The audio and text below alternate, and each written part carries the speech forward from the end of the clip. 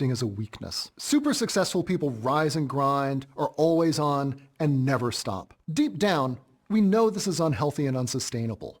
But is there an alternative?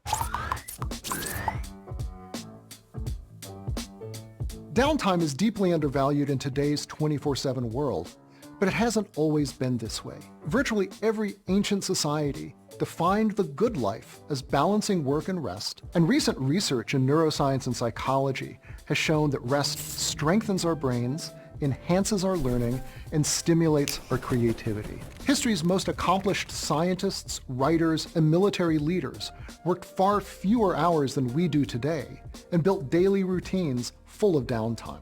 People like naturalist Charles Darwin and geneticist Barbara McClintock, who both took daily walks, knew that work and rest are not opposites, they are partners.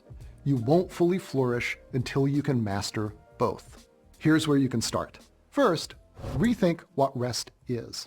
Getting enough sleep at night is key, and 20-minute naps are wonderful for a boost. But when it comes to taking downtime in the day, the most restorative rest isn't found on a couch or in front of a screen. The best rest is active. Exercise, hobbies, walks, these recharge our mental and physical batteries more effectively and give us more stamina and resilience than being a couch potato. Rest is natural, but it's also a skill. It's something we can practice and improve over time. Just as athletes, singers, and Buddhist monks use breathing to run faster, project their voices, and calm their minds, we can use rest to boost our creativity and recovery. Second, integrate it into your daily work.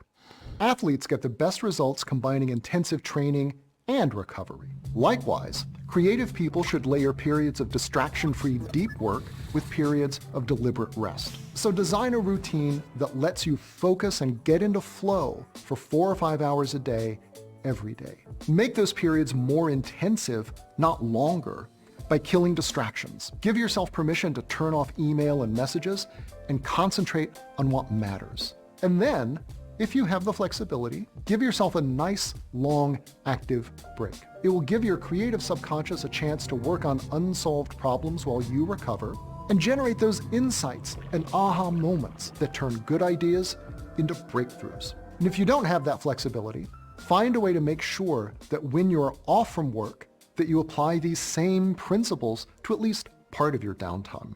Third, tap into deep play. Creative, passionate people need breaks from their work, but those breaks have to be just as compelling as their work or they won't take them. Many scientists and CEOs are amateur painters, musicians, or chefs on the side. These are hobbies that provide the same sense of accomplishment, control, mastery, and flow that they get when work goes really well, but in a different environment and with a clear, quick reward. Often, they're interests which date from childhood, which makes them even more meaningful. So embrace an activity that makes you feel alive and involved in the world. It's not a distraction. It'll give you new experiences and the same pleasures and rewards as work at its best without the compromises or ambiguities that often cloud things. Fourth, make rest social.